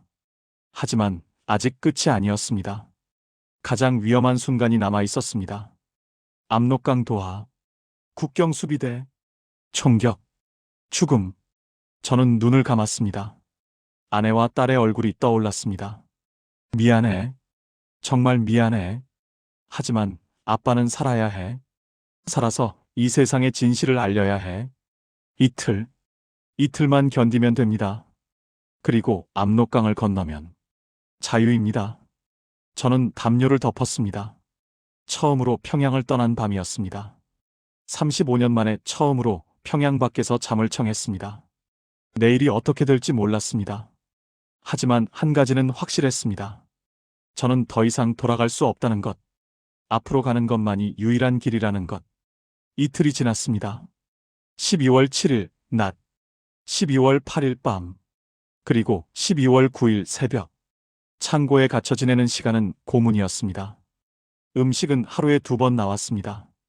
옥수수 죽과 물. 양이 적었지만 불평할 수 없었습니다. 화장실은 창고 구석의 양동이었습니다. 냄새가 진동했지만 참아야 했습니다. 낮에는 창틈으로 밖을 엿봤습니다. 신의주 거리가 보였습니다. 사람들이 지나다녔습니다. 자전거를 타고 짐을 나르고 일상을 살았습니다. 그들은 몰랐습니다. 이 창고 안에 탈북자가 숨어 있다는 것을. 밤에는 더 힘들었습니다. 소리를 낼 수 없었습니다. 기침도 한숨도. 완전한 침묵 속에서 저는 제 생각과 싸웠습니다. 후회가 밀려왔습니다. 내가 뭘 하고 있는가? 가족을 버리고 목숨을 걸고 이 좁은 창고에 갇혀 있다니. 하지만 다시 생각했습니다. 평양 상공에서 본 그 광경. 산비탈에 굶주린 사람들. 김여정의 무표정한 얼굴. 아니다. 내 선택은 옳았다. 나는 인간으로 살기 위해 떠나는 것이다. 12월 9일 오후 6시 문이 열렸습니다. 2명의 남자가 들어왔습니다. 준비하시오. 오늘 밤 건넙니다. 그 말에 제 심장이 뛰기 시작했습니다. 드디어였습니다. 옷을 갈아입으시오. 그들이 검은색 방한복을 건넸습니다. 군복을 벗고 민간 옷으로 갈아입었습니다. 군복은 비닐봉지에 넣어 숨겼습니다. 증거를 남기면 안 되었습니다. 지금부터 제 말에 절대 복종하십시오. 한 번의 실수가 죽음입니다. 이해했습니까? 브로커 중 한 명이 말했습니다. 저는 고개를 끄덕였습니다. 오후 8시 창고를 나왔습니다. 밖은 깜깜했습니다. 신의주에는 전기가 제대로 들어오지 않았습니다. 거리는 어두웠습니다. 우리는 골목을 따라 걸었습니다. 30분을 걸었습니다. 도시 외곽으로 나갔습니다. 강 냄새가 났습니다. 압록강이 가까워졌습니다. 낮은 건물 사이로 빠졌습니다. 강둑이 보였습니다. 압록강이었습니다. 어둠 속에서 강물 흐르는 소리가 들렸습니다. 건너편은 중국이었습니다. 불빛이 보였습니다. 단둥시의 불빛이었습니다. 자, 여기서부터 조심하십시오. 강변에 초소가 있습니다. 순찰대가 20분마다 지나갑니다. 우리는 그 사이에 건너야 합니다. 브로커가 설명했습니다. 수영할 줄 압니까? 그가 물었습니다. 저는 고개를 끄덕였습니다. 조금은 할 수 있습니다. 좋습니다. 물은 깊지 않습니다. 허리에서 가슴 정도. 하지만 물살이 셉니다. 꽉 잡고 가야 합니다. 그가 밧줄을 꺼냈습니다. 이것을 허리에 묶으십시오. 제가 앞에서 끌겠습니다. 절대 놓으면 안 됩니다. 저는 밧줄을 허리에 묶었습니다. 오후 9시 30분. 지금입니다. 가자. 브로커가 속삭였습니다. 우리는 강변으로 내려갔습니다. 풀숲을 지나 물가로 다가갔습니다. 물에 발을 담갔습니다. 얼음처럼 차가웠습니다. 12월의 압록강이었습니다. 숨이 멎을 것 같았습니다. 들어가시오. 브로커가 물속으로 들어갔습니다. 저도 따라 들어갔습니다. 물이 무릎까지 왔습니다. 허벅지까지, 허리까지. 너무 차가웠습니다. 이빨이 딱딱 부딪혔습니다. 물살이 셌습니다. 발이 미끄러졌습니다. 브로커가 밧줄을 당겼습니다. 집중하십시오. 저는 밧줄을 꽉 잡았습니다. 한 발, 한 발 앞으로 나갔습니다. 강 중간쯤 왔을까요? 갑자기 불빛이 켜졌습니다. 초소에서 탐조등이 강을 비췄습니다. 브로커가 속삭였습니다. 엎드리시오. 우리는 물속에 몸을 숨겼습니다. 코까지 물이 왔습니다. 차가움에 의식이 흐릿해졌습니다. 탐조등이 강을 훑었습니다. 우리 위를 지나갔습니다. 다시 돌아왔습니다. 10초, 20초. 영원처럼 느껴졌습니다. 탐조등이 꺼졌습니다. 지금, 빨리. 브로커가 급히 움직였습니다. 저도 뒤따랐습니다. 물이 가슴까지 왔습니다. 숨쉬기가 힘들었습니다. 하지만 계속 나아갔습니다. 거의 다 왔습니다. 조금만 더. 브로커의 목소리가 들렸습니다. 발밑에 돌이 느껴졌습니다. 얕아지고 있었습니다. 희망이 보였습니다. 갑자기 소리가 들렸습니다. 거기 누구냐? 북한 순찰대였습니다. 탐조등이 다시 켜졌습니다. 우리를 정확히 비췄습니다. 총이다. 숨어. 브로커가 소리쳤습니다. 총성이 울렸습니다. 탕, 탕, 탕. 물기둥이 튀었습니다. 제 옆에서 물이 튀었습니다. 뛰시오. 뛰어. 저는 물속을 헤쳤습니다. 미친 듯이 앞으로 나갔습니다. 총성이 계속되었습니다. 탕, 탕. 제 귀 옆으로 총알이 지나갔습니다. 거의 다 왔다. 조금만. 물이 무릎까지 낮아졌습니다. 발목까지. 저는 물 밖으로 나왔습니다. 둑으로 기어 올랐습니다. 여기, 이리 와. 중국어가 들렸습니다. 중국 쪽 브로커였습니다. 저는 그쪽으로 뛰었습니다. 뒤에서 탐조등과 총성이 계속되었습니다. 덤불 속으로 뛰어들었습니다. 브로커가 제 손을 잡았습니다. 빨리, 차가 기다린다. 우리는 달렸습니다. 20m, 50m, 100m. 마침내 총성이 멀어졌습니다. 길가에 차가 대기하고 있었습니다. 문이 열렸습니다. 타. 저는 차에 뛰어 올랐습니다. 문이 닫혔습니다. 차가 급출발했습니다. 저는 뒷좌석에 쓰러졌습니다. 온몸이 젖어 있었습니다. 떨리고 있었습니다. 숨이 턱까지 차올랐습니다. 하지만 살아 있었습니다. 살아서 강을 건넜습니다. 축하합니다. 중국에 오신 것을 환영합니다. 중국 브로커가 중국어로 말했습니다. 저는 창밖을 봤습니다. 압록강이 멀어지고 있었습니다. 북한이 멀어지고 있었습니다. 저는 울음을 터뜨렸습니다. 35년을 살았던 나라, 가족이 있는 나라, 하지만 더 이상 돌아갈 수 없는 나라, 자유. 이것이 자유의 시작이었습니다. 하지만 그 자유는 너무나 무거웠습니다. 차는 1시간을 달렸습니다. 단둥시를 벗어나 외곽으로 갔습니다. 저는 뒷좌석에서 떨고 있었습니다. 젖은 옷 때문에 얼어 죽을 것 같았습니다. 여기입니다. 차가 멈췄습니다. 낡은 농가였습니다. 브로커가 저를 안으로 데려갔습니다. 마른 옷으로 갈아입으시오. 그리고 돈. 저는 몸에 숨겨둔 비닐봉지를 꺼냈습니다. 물에 젖었지만 돈은 무사했습니다. 3,000달러. 브로커가 세어봤습니다. 확인. 이제부터 제 지시를 따르십시오. 마른 옷으로 갈아입었습니다. 중국산 싸구려 옷이었지만 따뜻했습니다. 뜨거운 물이 담긴 컵을 받았습니다. 손이 떨려서 제대로 잡을 수가 없었습니다. 여기서 일주일 숨어 계십시오. 북한 공안이 수색합니다. 탈북자 잡으면 중국 돈 받습니다. 조심해야 합니다. 브로커가 경고했습니다. 저는 고개를 끄덕였습니다. 방 하나를 받았습니다. 창문이 없는 작은 방이었습니다. 침대 하나, 의자 하나. 그게 전부였습니다. 하지만 저는 감사했습니다. 살아있다는 것만으로. 그날 밤 저는 잠들 수 없었습니다. 눈을 감으면 총성이 들렸습니다. 탕, 탕, 압록강의 물기둥, 탐조등. 달리던 그 순간 모든 것이 악몽처럼 생생했습니다. 아내와 딸 생각이 났습니다. 지금쯤 그들은 알고 있을까요? 제가 사라진 것을. 보이성이 집에 들이닥쳤을까요? 아내를 신문했을까요? 딸은 울고 있을까요? 미안해. 정말 미안해. 하지만 나는 살아야 했어. 이해해다오.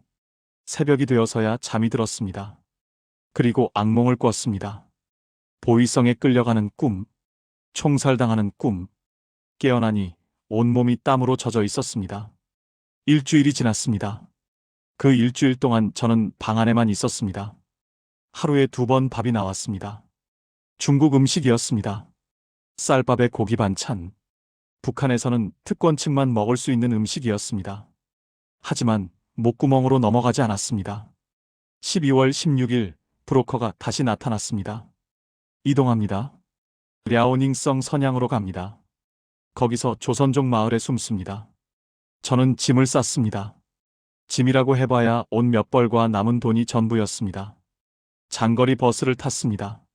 선양까지 5시간이었습니다. 버스 안에는 중국 사람들이 가득했습니다.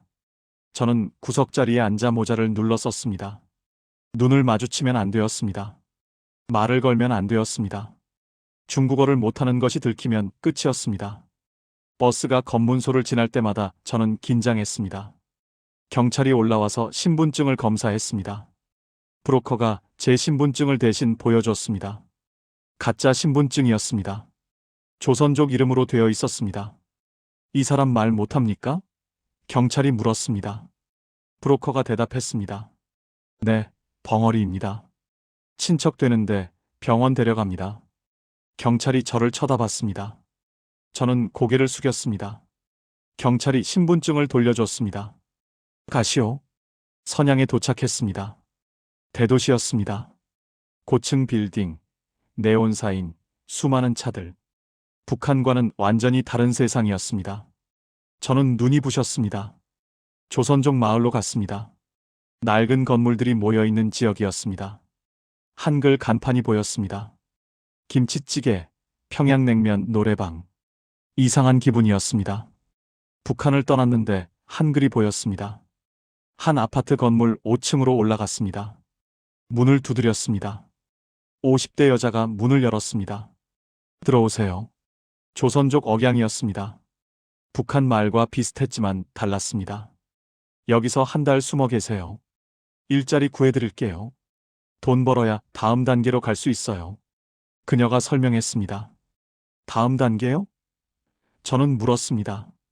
한국 가려면 윈난성까지 가야 해요. 거기서 라오스로 넘어가고 태국으로 가야 해요. 비용이 많이 들어요. 최소 5,000달러 더 필요해요. 5,000달러. 저는 이제 돈이 없었습니다. 탈북 비용으로 다 썼습니다. 이래서 벌어야 합니다. 그녀가 말했습니다. 다음 날부터 저는 일하기 시작했습니다. 조선족 식당에서 설거지를 했습니다. 하루 12시간, 일주일에 7일. 월급은 2,000위안이었습니다. 약 300달러였습니다. 5,000달러를 모으려면 1년 반이 걸렸습니다. 식당 주인은 제가 탈북자라는 것을 알고 있었습니다. 하지만 묻지 않았습니다. 대신 월급을 깎았습니다. 탈북자는 위험해요. 신고당하면 나도 끝이에요. 그러니까 월급 좀 깎는 것 이해하세요.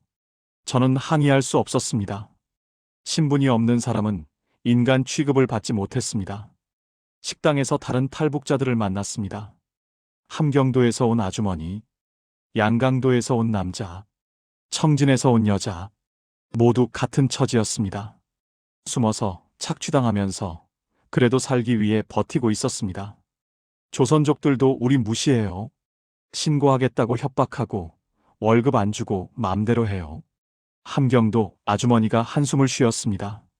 그래도 북한보다는 나아요. 여기서는 최소한 밥은 먹잖아요. 2022년 1월이 되었습니다. 설날이 다가왔습니다. 중국은 춘절로 들썩였습니다. 하지만 저는 일했습니다. 명절도 없었습니다. 쉬는 날도 없었습니다. 어느 날 밤 식당에서 설거지를 하다가 창밖을 봤습니다. 눈이 내리고 있었습니다. 거리에는 가족들이 함께 걷고 있었습니다. 아이들이 웃고 있었습니다. 저는 딸 생각이 났습니다. 지금쯤 10살이 되었을 것입니다. 학교에 잘 다니고 있을까요? 아빠를 원망하고 있을까요? 아니면 잊어버렸을까요? 그날 밤 저는 혼자 울었습니다. 다락방 작은 방에서 이불을 뒤집어 쓰고 소리 죽여 울었습니다. 자유를 얻었지만 모든 것을 잃었습니다. 이것이 정말 제가 원하던 삶이었을까요? 숨어서 착취당하면서 가족도 없이 외롭게 사는 것이? 하지만 다음 날 아침 저는 다시 일어났습니다. 식당으로 갔습니다. 설거지를 했습니다. 돈을 모았습니다.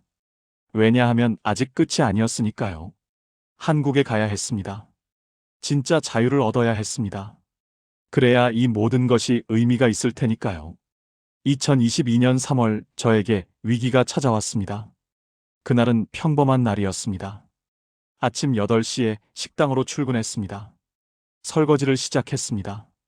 점심시간이 되자 손님들이 몰려왔습니다. 오후 2시쯤 식당 문이 열렸습니다. 2명의 남자가 들어왔습니다.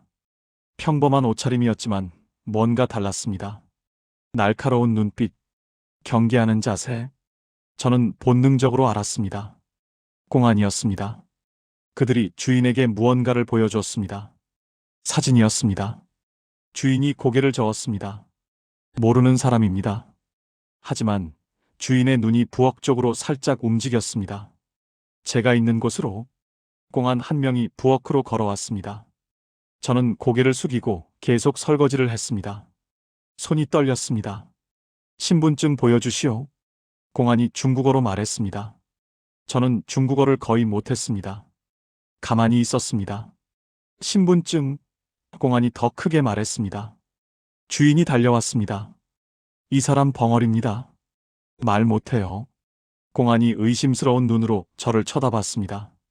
신분증, 손을 내밀었습니다. 저는 주머니에서 가짜 신분증을 꺼냈습니다. 공안이 자세히 봤습니다. 너무 오래 봤습니다. 이거 가짜 아닙니까? 주인이 당황했습니다. 아니에요, 진짜예요. 공안이 무전기를 꺼냈습니다.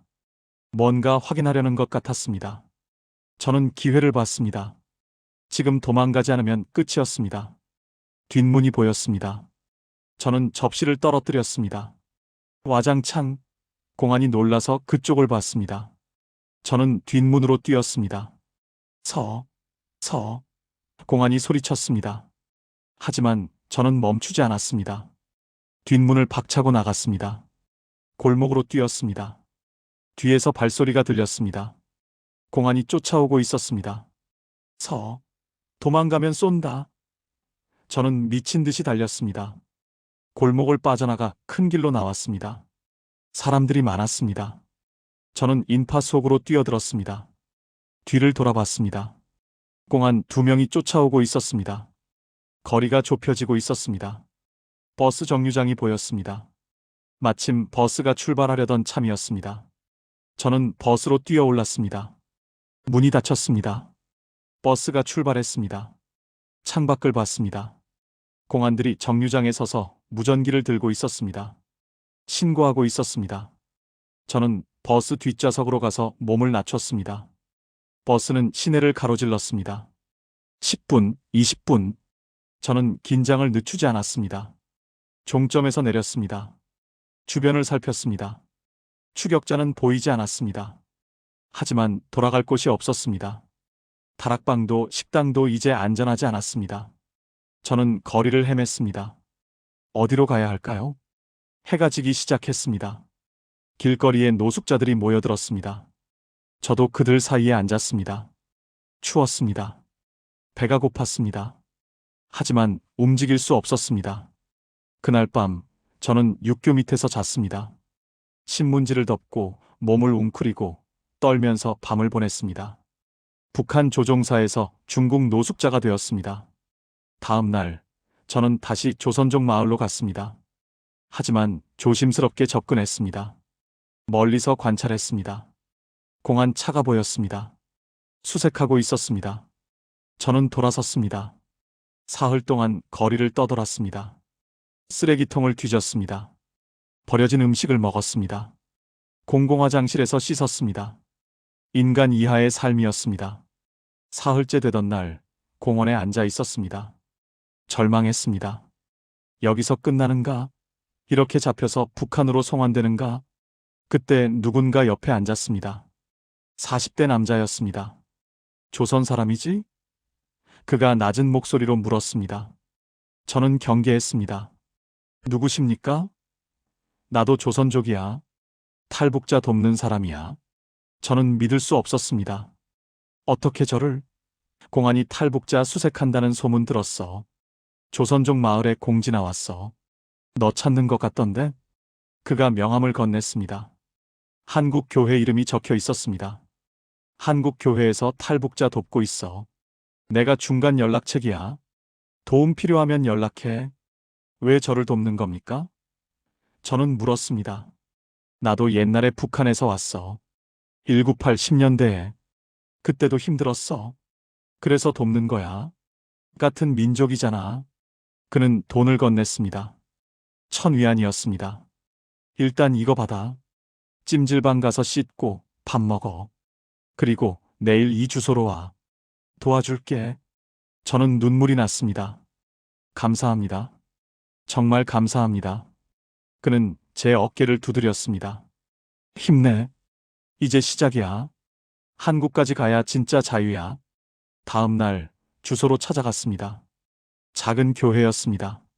한글로 은혜교회라고 적혀 있었습니다. 목사님이 저를 맞았습니다. 60대 조선족이었습니다.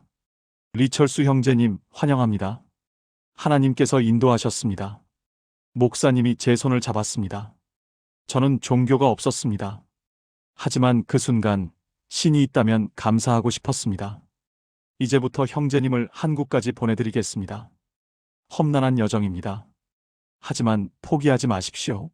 목사님이 지도를 펼쳤습니다. 선양에서 윈난성 쿤민까지, 거기서 국경 너머 라오스로, 라오스에서 태국으로, 태국에서 한국 대사관으로 5000km가 넘는 거리였습니다. 저는 그 길을 가야 했습니다. 목숨을 걸고 2022년 4월 10일 저는 선양을 떠났습니다. 은혜교회에서 준비해준 돈과 가짜 신분증을 받았습니다. 조심하십시오. 주님께서 함께 하실 겁니다. 목사님이 기도해 주었습니다. 저는 고개를 숙였습니다. 기차역으로 갔습니다. 선양에서 쿤민까지 직행 기차표를 샀습니다. 36시간이 걸렸습니다. 좌석은 경석이었습니다. 가장 싼 자리, 나무 의자에 앉아 이틀 밤을 가야 했습니다. 기차가 출발했습니다. 창밖으로 중국 대륙이 펼쳐졌습니다. 도시, 농촌, 산, 강.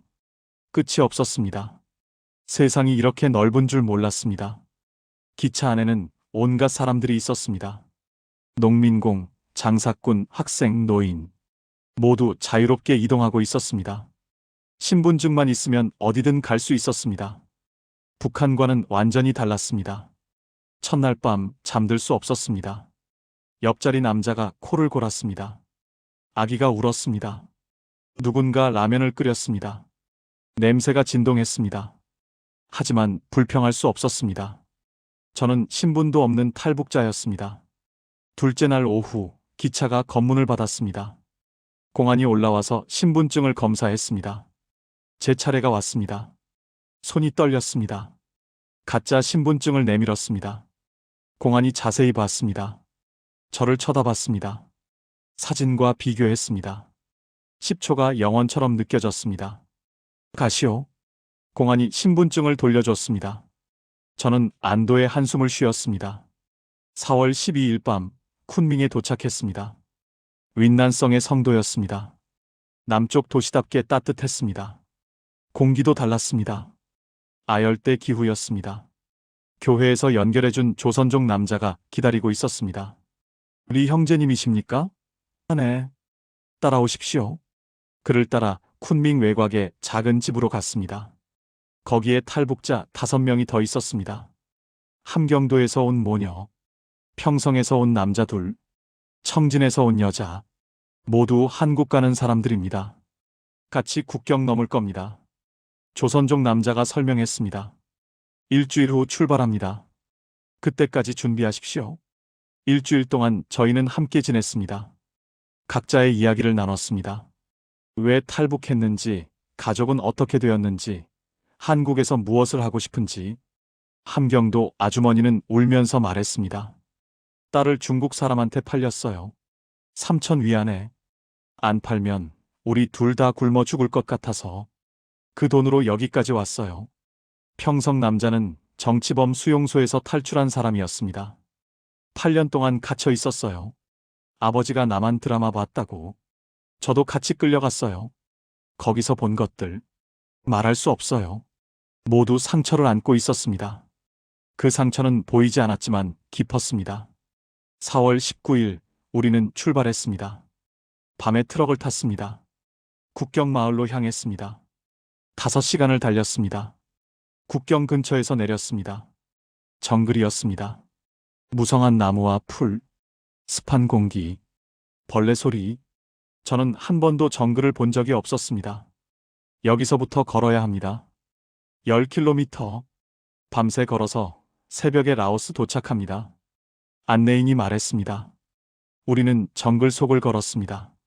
좁은 길, 가파른 경사, 미끄러운 땅. 함경도 아주머니가 자꾸 넘어졌습니다. 딸이 어머니를 부축했습니다. 3시간쯤 걸었을까요? 갑자기 안내인이 멈췄습니다. 조용히. 중국 국경 초소가 가깝습니다. 우리는 숨을 죽였습니다. 1시간 동안 몸을 숨기고 기다렸습니다. 모기가 물었습니다. 땀이 흘렀습니다. 하지만 움직일 수 없었습니다. 지금 가자. 안내인이 속삭였습니다. 우리는 국경 초소를 우회했습니다. 더 깊은 정글로 들어갔습니다. 새벽 4시 안내인이 말했습니다. 여기부터 라오스입니다. 중국 땅을 벗어났습니다. 우리는 환호했습니다. 조용히 하지만 기쁨에 차서 라오스 마을에 도착했습니다. 거기서 이틀을 쉬었습니다. 그리고 다시 이동했습니다. 이번에는 태국 국경으로 4월 23일 태국에 들어갔습니다. 메콩강을 배로 건넜습니다. 태국 이민국이 우리를 잡았습니다. 일부러 잡힌 것이었습니다. 우리는 북한에서 왔습니다. 한국으로 가고 싶습니다. 우리는 미리 준비한 문장을 말했습니다. 영어로 썼던 쪽지를 보여줬습니다. 태국 경찰이 우리를 이민국 구금 시설로 데려갔습니다. 거기서 한국 대사관에 연락했습니다. 일주일 후 한국 영사가 왔습니다. 대한민국 사람이었습니다. 한국말을 하는 한국 사람. 처음 보는 순간 저는 울었습니다. 고생하셨습니다. 이제 집에 가실 수 있습니다. 영사님이 말했습니다. 집이요? 저는 물었습니다. 네, 대한민국입니다. 여러분의 집입니다. 그 말에 우리 6명 모두 울었습니다. 함경도 아주머니는 바닥에 주저앉아 통곡했습니다. 평성 남자는 하늘을 보며 눈물을 흘렸습니다. 5월 5일 우리는 비행기를 탔습니다. 인천행 비행기였습니다. 태어나서 처음 타는 비행기였습니다. 아이러니했습니다. 저는 조종사였는데 헬리콥터는 수백 번 몰았는데 정작 승객으로 비행기를 타본 적은 없었습니다. 창밖으로 구름이 보였습니다. 하늘 위를 날고 있었습니다. 자유를 향해 날고 있었습니다. 6시간 후 기장이 방송했습니다. 곧 인천국제공항에 착륙하겠습니다. 저는 창밖을 봤습니다. 서해가 보였습니다. 그리고 한국 땅이 보였습니다. 마침내 도착했습니다. 2022년 5월 5일 오후 3시 비행기가 인천국제공항에 착륙했습니다. 바퀴가 활주로에 닿는 순간 기내에 박수가 터졌습니다. 저희 6명도 박수를 쳤습니다. 눈물을 흘리며 박수를 쳤습니다. 옆자리 함경도 아주머니는 소리내어 울었습니다. 도착했어요. 우리 살았어요. 비행기가 멈췄습니다.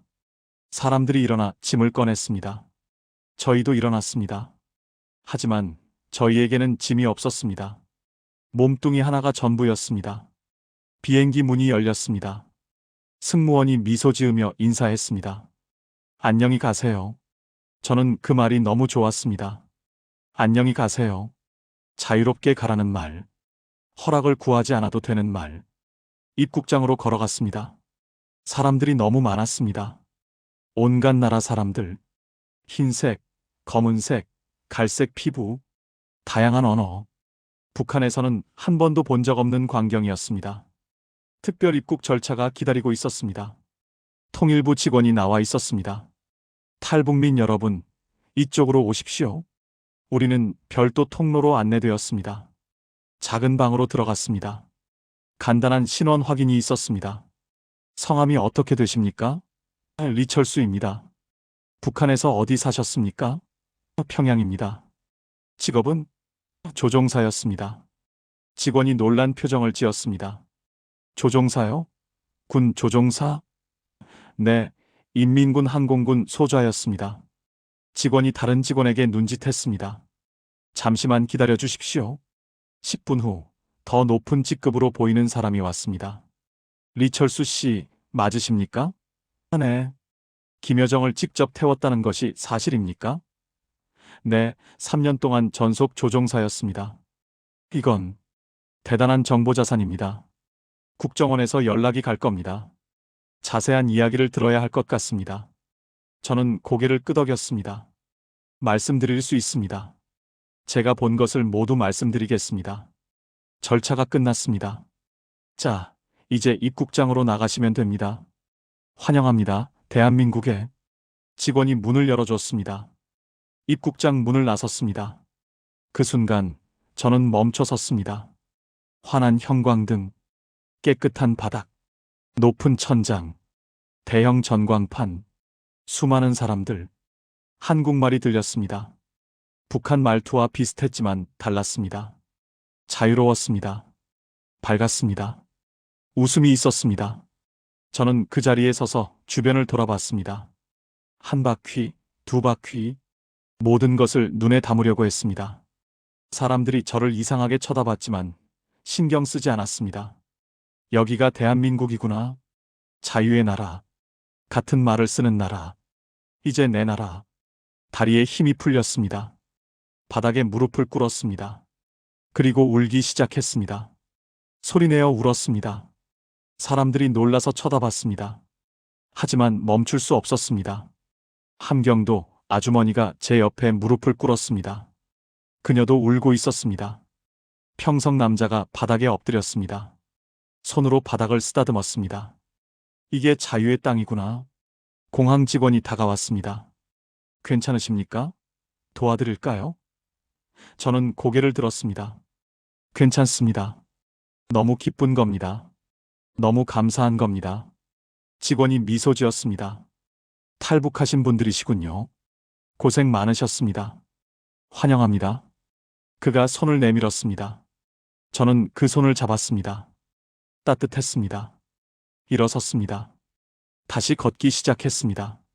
공항 로비를 지나갔습니다. 카페가 있었습니다. 편의점이 있었습니다. 서점이 있었습니다. 모든 것이 자유로웠습니다. 허가 없이 들어갈 수 있었습니다. 돈만 있으면 살 수 있었습니다. 밖으로 나왔습니다. 5월에 햇살이 쏟아졌습니다. 바람이 불었습니다. 한국의 바람, 자유의 바람, 하늘을 올려다봤습니다. 파란 하늘, 흰 구름, 비행기가 날아가고 있었습니다. 저 비행기 안의 사람들은 모르겠지.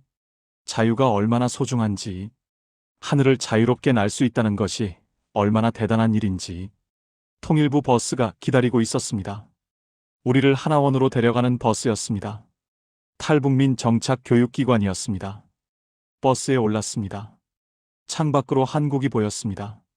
고속도로, 자동차들, 건물들, 간판들, 광고들, 너무 많았습니다. 북한과는 비교할 수 없이 풍요로웠습니다. 함경도 아주머니가 중얼거렸습니다. 이렇게 잘 사는데 왜 우리는 저렇게 가난했을까요? 같은 민족인데. 아무도 대답하지 않았습니다. 대답할 수 없었습니다. 평성 남자가 말했습니다. 체제가 잘못됐던 거죠. 우리가 잘못한 게 아니라 체제가 잘못된 겁니다. 모두가 고개를 끄덕였습니다. 버스는 경기도 안성으로 향했습니다. 하나원이 있는 곳이었습니다. 1시간을 달렸습니다. 저는 창밖만 바라봤습니다. 모든 것이 신기했습니다. 하나원에 도착했습니다. 큰 건물이었습니다. 깨끗하고 현대적이었습니다. 직원들이 나와서 환영했습니다. 어서 오십시오. 고생 많으셨습니다. 짐을 내렸습니다. 짐이라고 해봐야 작은 가방 하나. 그것도 태국에서 받은 것이었습니다. 제 것은 아무것도 없었습니다. 방을 배정받았습니다. 2인실이었습니다. 침대, 책상, 옷장. 간단했지만 깨끗했습니다. 창문이 있었습니다. 창문을 열었습니다. 바람이 들어왔습니다. 저는 침대에 앉았습니다. 그리고 다시 울었습니다. 이번에는 조용히 울었습니다. 안도의 눈물, 감사의 눈물, 그리움의 눈물. 은주야, 아빠가 살았단다. 자유를 얻었단다. 미안하다. 너를 두고 와서 미안하다. 하지만 아빠는 살아야 했어. 언젠가 이해해 주기를 바란다. 그날 밤 저는 35년 만에 처음으로 자유로운 땅에서 잠들었습니다. 악몽을 꾸지 않았습니다. 평화로웠습니다. 하나원에서의 3개월은 제 인생의 재탄생이었습니다. 첫 주는 적응 기간이었습니다. 매일 아침 7시에 일어났습니다. 식당에서 아침을 먹었습니다. 쌀밥, 김치, 국, 반찬 3가지. 북한에서는 특권층만 먹을 수 있는 식사가 여기서는 기본이었습니다. 많이 드세요. 건강 회복이 중요합니다. 영양사 선생님이 말했습니다. 저는 천천히 먹었습니다. 감사하며 먹었습니다. 오전에는 교육이 있었습니다. 대한민국의 역사, 법, 제도, 자본주의 경제, 민주주의 정치, 모든 것이 새로웠습니다. 여러분, 대한민국에서는 투표를 할 수 있습니다. 대통령을 직접 뽑을 수 있습니다. 선생님이 설명했습니다. 저는 놀랐습니다. 정말요? 우리가 대통령을 뽑는다고요? 네, 그게 민주주의입니다. 국민이 주인인 나라입니다. 그 말이 실감나지 않았습니다. 평생 지도자는 하늘에서 내려온 존재라고 배웠습니다. 하지만 여기서는 국민이 뽑는다고 했습니다. 오후에는 직업교육이 있었습니다. 컴퓨터, 한국어, 직업기술. 저는 컴퓨터 수업을 선택했습니다. 마우스를 처음 잡아봤습니다. 클릭하는 법을 배웠습니다. 인터넷을 처음 접했습니다. 검색창에 원하는 단어를 치면 정보가 나옵니다. 선생님이 시범을 보였습니다. 한번 해보세요. 저는 북한을 검색했습니다. 수십만 개의 결과가 나왔습니다. 뉴스, 사진, 동영상, 북한에 대한 모든 정보가 있었습니다. 저는 충격받았습니다. 이렇게 정보가 자유롭게 공개되는구나. 평양을 검색했습니다. 위성사진이 나왔습니다. 제가 살던 아파트 단지가 보였습니다. 순안공항이 보였습니다. 대동강이 보였습니다. 눈물이 났습니다. 둘째 주부터는 심리 상담이 시작되었습니다. 상담사 선생님이 물었습니다. 리철수 씨, 요즘 잠은 잘 주무시나요? 악몽을 자주 꿉니다. 총소리, 강물, 그리고 가족. 가족 얘기를 해주시겠어요? 딸이 있습니다. 10살입니다. 아니, 이제 11살이 되었겠네요. 제가 떠난 뒤 어떻게 되었을지 말을 잇지 못했습니다. 상담사가 제 손을 잡았습니다. 죄책감을 느끼시는 거죠? 네, 매일 느낍니다. 제가 비겁한 아버지라는 생각, 가족을 버렸다는 생각. 리철수 씨, 들어보세요. 당신은 살기 위해 선택했습니다. 그건 비겁한 게 아닙니다. 용기입니다. 그리고 당신이 여기 살아있다는 것 자체가 가족에게도 희망이 될 수 있습니다. 그 말이 위로가 되었습니다. 완전히는 아니었지만 조금은 위로가 되었습니다. 셋째 주 국정원 조사가 있었습니다. 2명의 조사관이 왔습니다. 리철수 씨, 김여정에 대해 아는 것을 모두 말씀해 주십시오. 저는 3일 동안 조사를 받았습니다. 김여정의 일정, 성격, 행동 패턴, 제가 목격한 군사시설, 북한 항공군의 현황, 평양 권력층의 생활, 모든 것을 말했습니다. 이 정보는 매우 귀중합니다. 감사합니다. 조사관이 악수를 청했습니다. 앞으로도 필요하면 연락드리겠습니다. 넷째 주부터는 한국 사회 체험이 시작되었습니다. 서울 견학을 갔습니다. 광화문, 명동, 남산타워. 거리는 사람들로 가득했습니다. 상점마다 물건이 넘쳐났습니다. 편의점에 들어갔습니다. 선생님이 말했습니다. 원하는 거 하나 사보세요. 정부에서 지원금 나왔으니까요. 저는 초콜릿을 샀습니다. 계산대에서 직접 돈을 내고 물건을 받았습니다. 이 간단한 행위가 너무 신기했습니다. 자유롭게 사고, 자유롭게 소유하는 것. 지하철을 탔습니다. 사람들이 스마트폰을 보고 있었습니다. 음악을 듣고, 뉴스를 보고, 게임을 하고 있었습니다. 누구도 감시하지 않았습니다. 누구도 신고하지 않았습니다. 저는 옆자리 평성 남자에게 속삭였습니다. 믿기지 않습니다. 이렇게 자유로울 수가. 저도요. 천국이 따로 없네요. 8째 주 취업 준비가 시작되었습니다.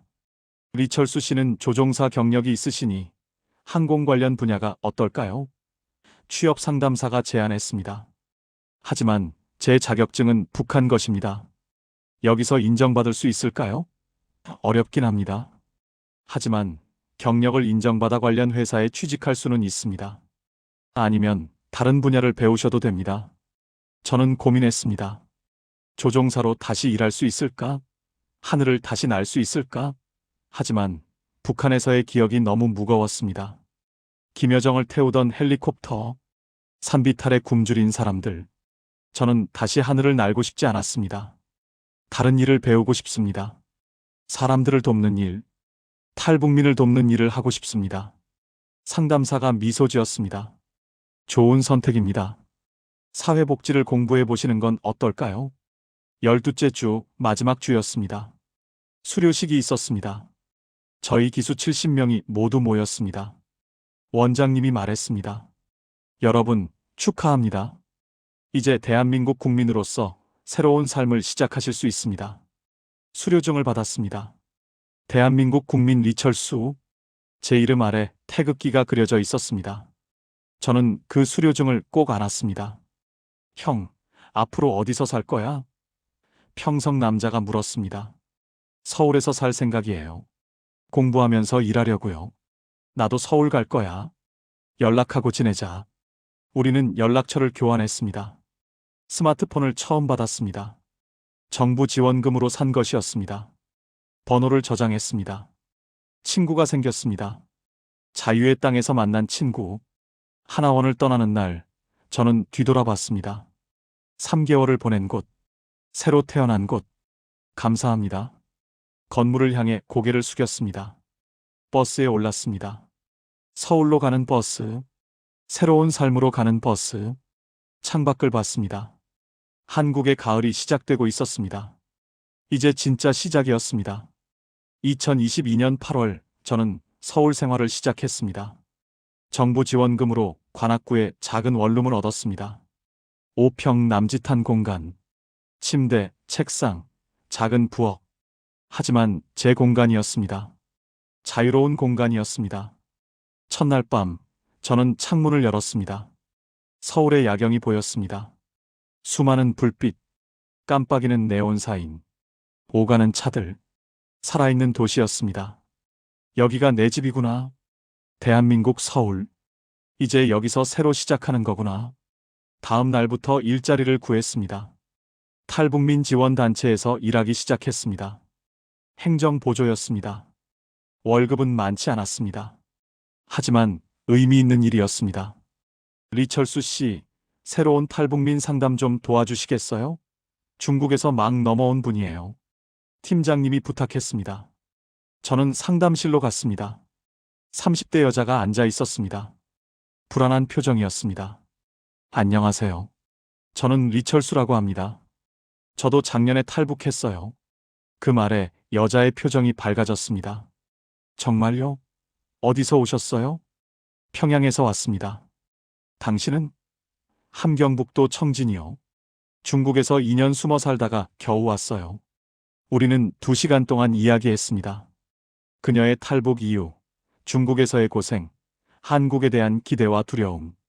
저는 제 경험을 나눴습니다. 하나원 이야기, 한국 생활 팁, 취업 정보. 고맙습니다. 같은 처지 사람 만나니까 마음이 편해져요. 그녀가 처음으로 웃었습니다. 저도 웃었습니다. 내가 누군가에게 도움이 될 수 있구나. 그해 겨울, 저는 방송 출연 제안을 받았습니다. 탈북민 다큐멘터리 프로그램이었습니다. 김여정 전속 조종사 출신이라는 이야기를 들었습니다. 인터뷰해 주실 수 있을까요? 저는 고민했습니다. 제 이야기를 공개하는 것, 위험할 수도 있었습니다. 북한은 탈북자를 추적합니다. 가족에게 보복할 수도 있습니다. 하지만 결심했습니다. 하겠습니다. 제가 본 진실을 말해야 합니다. 침묵하는 것은 공범이 되는 겁니다. 촬영 날, 저는 카메라 앞에 앉았습니다. 긴장되었습니다. PD가 물었습니다. 왜 탈북하셨습니까? 저는 숨을 깊이 들이마셨습니다. 그리고 말했습니다. 2021년 7월, 저는 김여정을 태우고 평양에서 원산으로 가고 있었습니다. 평양 외곽 상공을 지날 때 아래를 봤습니다. 산비탈에 수십 명의 사람들이 풀뿌리를 캐고 있었습니다. 굶주림에 뼈만 앙상하게 남은 모습이었습니다. 제 뒤에 앉은 김여정은 그 광경을 보고도 무표정했습니다. 아무렇지도 않았습니다. 그 순간 깨달았습니다. 이 체제는 인간을 인간으로 대하지 않는다고. 그리고 저 역시 그 체제의 공범이라고. 그래서 떠났습니다. 가족을 두고 모든 것을 버리고 목숨을 걸고 인간으로 살기 위해서. 방송이 나간 후 반응이 엄청났습니다. 댓글이 수천 개 달렸습니다. 충격적이다. 용기에 감동했다. 가족이 걱정된다. 지지와 우려가 섞여 있었습니다.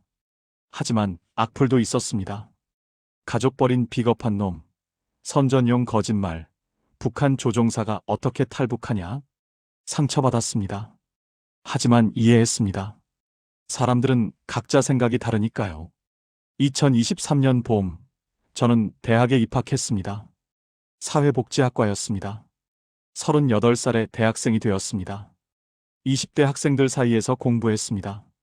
처음에는 어색했습니다. 하지만 점점 적응했습니다. 아저씨, 북한에서는 대학 어떻게 가요? 같은 조학생이 물었습니다. 성분으로 결정됩니다. 출신 성분이 좋아야 좋은 대학 갑니다. 능력보다 충성심이 중요하죠. 여기는 시험으로 가잖아요. 공정하네요. 저는 미소 지었습니다. 네, 그게 자유민주주의입니다. 기회의 평등.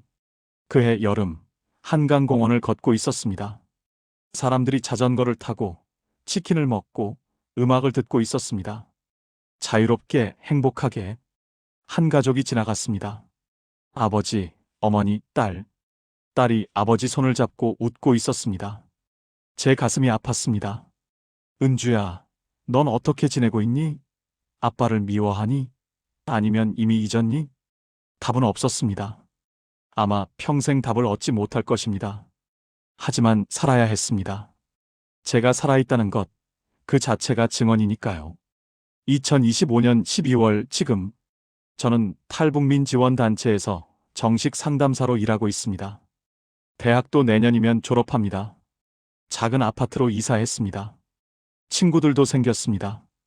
완전히 행복하냐고요? 아닙니다. 가족에 대한 그리움은 여전합니다. 악몽도 가끔 꿉니다. 북한 말투도 아직 남아 있습니다. 완전히 적응했다고 말할 수 없습니다. 하지만 후회하지 않습니다. 제 선택을 후회하지 않습니다. 왜냐하면 저는 지금 인간으로 살고 있으니까요. 자유롭게 생각하고, 자유롭게 말하고, 자유롭게 살고 있으니까요. 여러분께 전하고 싶습니다. 자유는 공짜가 아닙니다. 누군가는 목숨을 걸고 얻어냅니다.